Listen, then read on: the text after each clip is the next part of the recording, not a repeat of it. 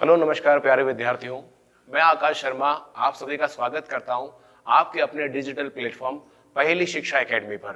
प्यारे साथियों, आशा है कि आप सभी स्वस्थ होंगे और अपने अध्ययन में लगे होंगे। आज आरबीएसई की कक्षा 10 का संस्कृत विषय का हम चैप्टर नंबर 1 लेके आप सभी के सामने उपस्थित हुए हैं। चैप्टर नंबर 1 जैसा कि आप देख पा रहे हैं, नाम है शुचि पर्यावरणम, अर्थात पर्यावरण शुद्ध हो। इसको आपको सबसे पहले ये ध्यान रखना होगा कि चैप्टर नंबर 1 केवल उसका नाम याद रखने से मतलब नहीं है, बल्कि उसका अर्थ क्या है वो भी आपको पता होना चाहिए। चैप्टर नंबर 1 है शुचि पर्यावरणम, अर्थात पर्यावरण शुद्ध हो।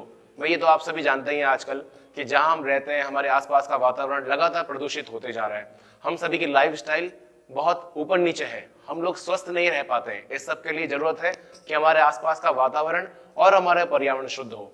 तो इसी को लेकर के कक्षा 10 का पहला पाठ है शुचि पर्यावरणम। आज हम इसको अच्छे से पढ़ेंगे। तो पाठ 1 का नाम शुचि पर्यावरणम और इसका अर्थ है पर्यावरण शुद्ध हो। तो सबसे पहले पाठ का प्रसंग, जैसे कि आप सभी देख पा रहे हैं कि यहाँ पे ये 5 लाइन का प्रसंग आपको दिया गया है। प्रसंग का मतलब होता है जो भी आपकी परीक्षा में ये जो श्लोक का पाठ है, इस पाठ का पहले वो प्रसंग पूछेगा। सब प्रसंग हिंदी अनुवाद कीजिए। तो आपको सबसे पहले प्रसंग क्या है वो बताना आना चाहिए। प्रसंग के लिए सबसे पहले हम जैसे देख पा रहे हैं हमारे बोर्ड पर लिखा हुआ है अयम पाठ। जैसा कि आप सभी जानते हैं अयम मतलब होता है यह, पाठ मतलब होता है पाठ। आधुनिक संस्कृत कवि है। आधुनिक मतलब होता है आज के युग के, जिस युग में आप हैं हम हैं, तो आज के दौर को कहते हैं आधुनिक। तो आधुनिक संस्कृत के युग के कवि हैं जिनका नाम है हरिदास शर्मण। ये जो शर्मण है ये शर्मा है। हिंदी में जो शर्मा कास्ट होती है वो संस्कृत में शर्मण कहलाती है। तो हरिदास शर्मण जो है वो इस पाठ के रचनाकार हैं और उनकी रचना का नाम है लसलतिका। आपका उच्चारण भी शुद्ध होना चाहिए। जब आप चैप्टर पढ़ेंगे तो पढ़ते समय संस्कृत जो है आपके उच्चारण के ऊपर बेस होती है।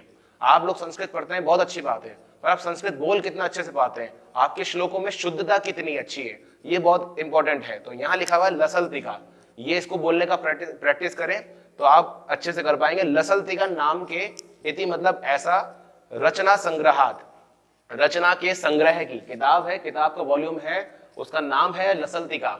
तो उसकी रचना संग्रह के से संकलितो अस्ति यानी ली गई है। कहने का तात्पर्य यह हुआ कि पाठ नंबर 1 शुचि पर्यावरण हमारे आधुनिक संस्कृत कवि हरिदास शर्मा के द्वारा लिखित लसलतिका नाम के संस्कृत ग्रंथ से लिया हुआ है। आगे लिखा है अत्र कवि, अत्र मतलब यहाँ, यहाँ माने कहा इस पाठ में, यहाँ कवि महानगराणाम, महानगराणाम मतलब होता है बड़े बड़े शहर, मल्टी सिटीज। तो उसमें यंत्राधिक्यन, यंत्र मतलब होता है मशीनें, मशीनें जो होती है जिनमें गाड़ियां भी आ जाती हैं बड़ी बड़ी, और अलग अलग तरह की मशीनें जो फैक्ट्रियों में काम में ली जाती हैं, तो उन्हें कहते हैं यंत्र अधिक्यन मतलब अधिकता, मशीनों की अधिकता से प्रवर्तित, प्रवर्तित मतलब पैदा होने वाले, प्रदूषणोपरि, प्रदूषण मतलब प्रदूषण के, ऊपरी मतलब ऊपर, चिंतित मनहा यानी सोचते हुए विचारते हुए, दृश्यते यानी दिखाई देते हैं। लाइन का मतलब हुआ इस पाठ में यहाँ कवि महानगरों में यंत्रों की अधिकता यानी बढ़ने से वहां पर पैदा होने वाले प्रदूषण के ऊपर चिंतित करते हुए सोचते हुए नजर आ रहे हैं। सह कथयति, सह मतलब होता है वह, कथयति मतलब कहते हैं। कौन कहते हैं? कवि हमारे हरिदास शर्मण जो है वह कहते हैं,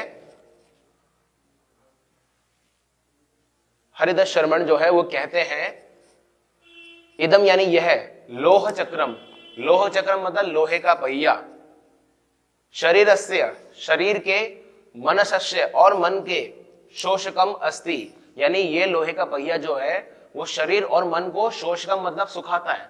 अब बात कर रहे हैं लोहे का पहिया कहां से आ गया, तो कहने का तात्पर्य यह है कि जो हमने आपको स्टार्टिंग में बताया था कि महानगरों में यंत्रों की अधिकता से यानी गाड़ियों के बनने से, गाड़ियों के चलने से जिस प्रकार से ट्रैफिक बढ़ जाता है, प्रदूषण धुआं बहुत ज्यादा होता है, तो वो धुआं जो है वो धुआं उत्पन्न कहां से हुआ? गाड़ियों से। गाड़ियां किसके ऊपर स्थित है? टायर पे, और टायर के मध्य में अंत में कौन है?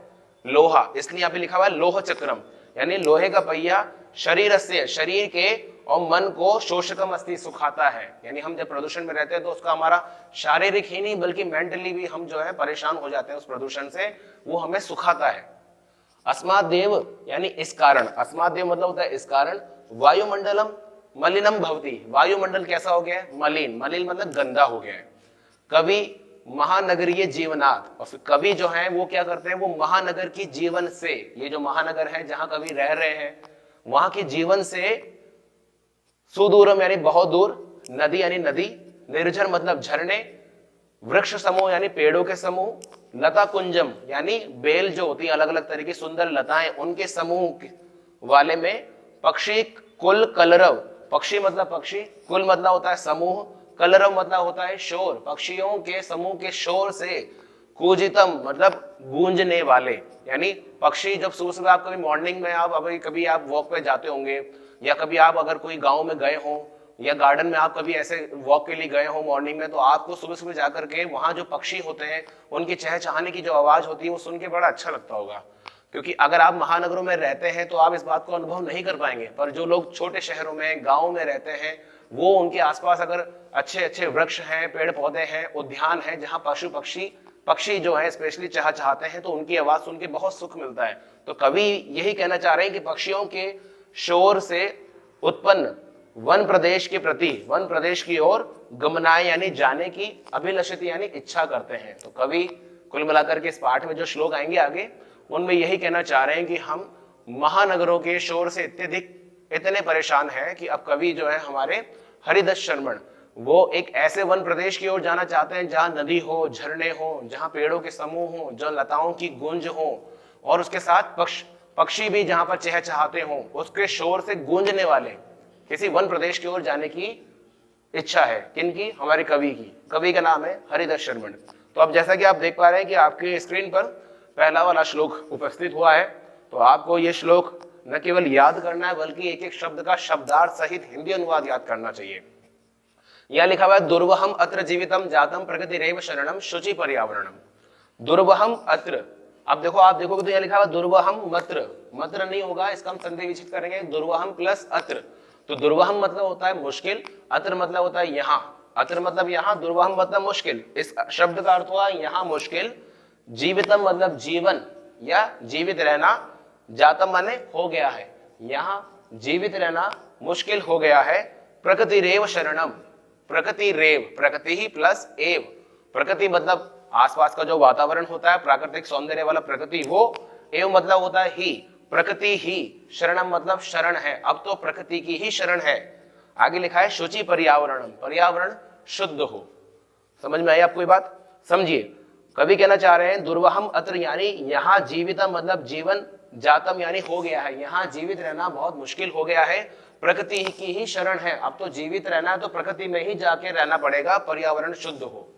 आगे लिखा हुआ है महानगर मध्य यानी बड़े बड़े शहरों के मध्य में यानी बीच में, चलद अनिशम, चलद मतलब चलने वाले, इसका संधि विच्छेद करेंगे तो चलद प्लस अनिशम होगा, चलद मतलब चलने वाले, अनिशम, अनिशम मतलब होता है, अनिशम में भी दो अर्थ छुपे हुए हैं।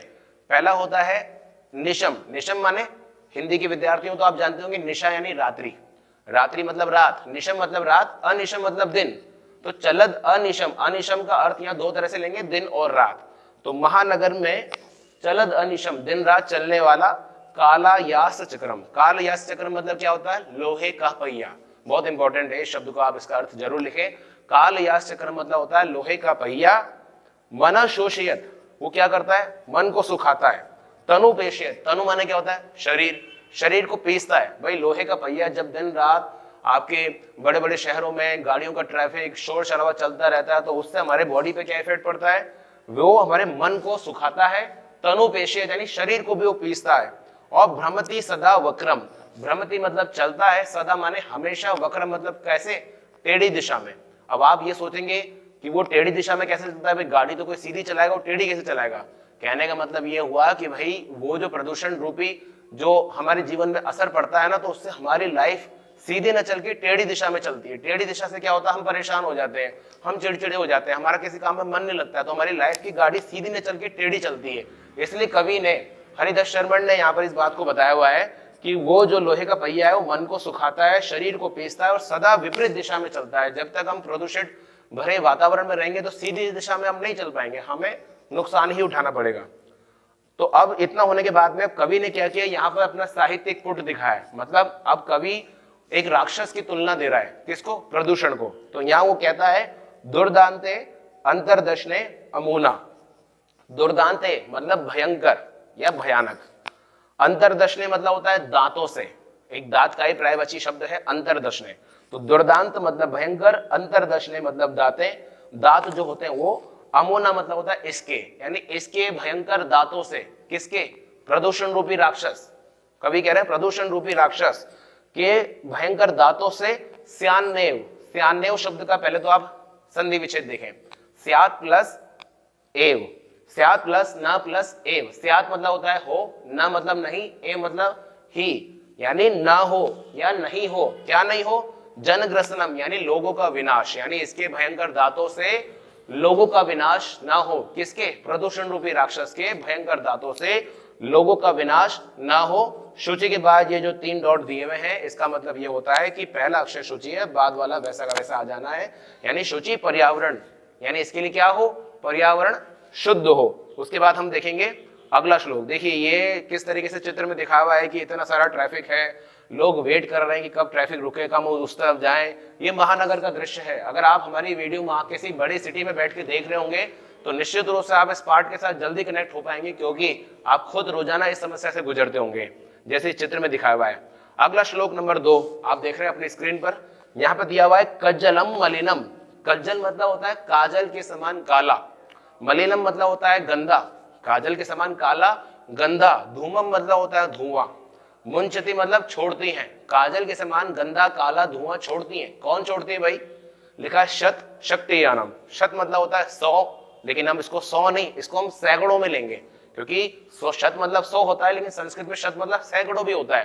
तो महानगर में केवल 100 ही गाड़ियां नहीं चलती, सैकड़ों चलती है, इसलिए शत मतलब हुआ 100, सैकड़ों, शक्तियानम यानी मोटर गाड़ियां, सैकड़ों मोटर गाड़ियां। इस शब्द का अर्थ हुआ सैकड़ों मोटर गाड़ियां क्या करती है, काजल के समान काला और गंदा, धूमा मतलब धुआं, मुंचती माने छोड़ती हैं। वाष्पयान माला, वाष्पयान माला का मतलब होता है रेलगाड़ी यानी कि ट्रेन, क्या करती है, संधावती मतलब शोर करते हुए, वितरंती मतलब करते हुए, ध्वानम यानी शोर, वाष्पयान माला संधावती वितरंती ध्वानम, यानी वाष्पयान माला मतलब होता है रेलगाड़ी, संधावती मतलब होता है जोर से, वितरंती यानी करते हुए, ध्वानम यानी शोर करते हुए क्या करती है, संधावती मतलब दौड़ती हैं, संधावती मतलब चलती हैं दौड़ती हैं, कौन, वाष्पयान माला मतलब रेलगाड़ियां, क्या करते हुए, ध्वानम यानी कि शोर, वितरंती यानी करते हुए, और संधावती मतलब दौड़ती हैं। तो यही होता है बड़े बड़े शहरों में। आप देखेंगे बड़े बड़े शहरों के जो रेलवे स्टेशन है वहां पर जैसे कि हर मिनट में कोई ना कोई गाड़ी रहती ही रहती है। अब दिल्ली बॉम्बे में अगर आप जाएं तो वहां पर इतने बड़े बड़े रेलवे स्टेशन है कि हर मिनट में कोई ना कोई ट्रेन आती है और जाती है। भाई वहां तो वो ट्रेनें भी इतनी ज्यादा हो गई है कि उनको अलग से मेट्रो स्टेशन बनाने पड़ गए। तो वहां हर मिनट में आवाज करते हुए, शोर करते हुए वाष्पयान माला यानी रेलगाड़ियां आती हैं जाती हैं। और क्या हुआ है, वहां की स्थिति ऐसी है बड़े बड़े शहरों की, याना नाम, यान मतलब होता है वाहन, वाहनों की पंक्तियां, वाहनों की जो हमारी पंक्तियां हैं, देखिए वाहनों की हमारी क्या है, पंक्तियां, पंक्तियां मतलब होता है लाइन, वो कैसी हो गई है, हय अनंता, हय प्लस अनंता, हय मतलब होता है निश्चित, अनंत मतलब होता है जिसका कोई अंत ही ना हो। तो वाष्पयान माला के बाद में अगली लाइन लिखा हुआ है यानों की यानी वाहनों की पंक्तियां, वो क्या करती है, या वाहनों की जो पंक्तियां हैं वो निश्चित रूप से बहुत ही हय अनंत यानी अनंत है। और इसमें क्या हो गया है, जब वो अनंत हो गई है, एक सेकंड थोड़ा सा, जब अनंत हो गई तो क्या हो गया, कठिन हो गया है। क्या काम कठिन हो गया है, संसरणम यानी कि चलना कठिन हो गया है। भाई कहने का तात्पर्य ये हुआ कि वाहनों की जो पंक्तियां वहां पर इतनी ज्यादा है, सड़कों पर इतने ज्यादा वाहन है, तो उसमें चलना ही वहां पर हय अनंत यानी निश्चित रूप से बहुत कठिन हो गया है, इसलिए पर्यावरण शुद्ध हो। ये 2 नंबर श्लोक था। इसके बाद हम अगर आगे जाएंगे तो हम देखेंगे श्लोक नंबर 3 आपको अपनी स्क्रीन पर नजर आ रहा है, श्लोक नंबर 3, श्लोक नंबर 4, श्लोक नंबर 3 देखते हैं हम। आगे कह रहा है वायुमंडलम भृशम दूषितम न ही निर्मलम जलम। अब क्या हो गया,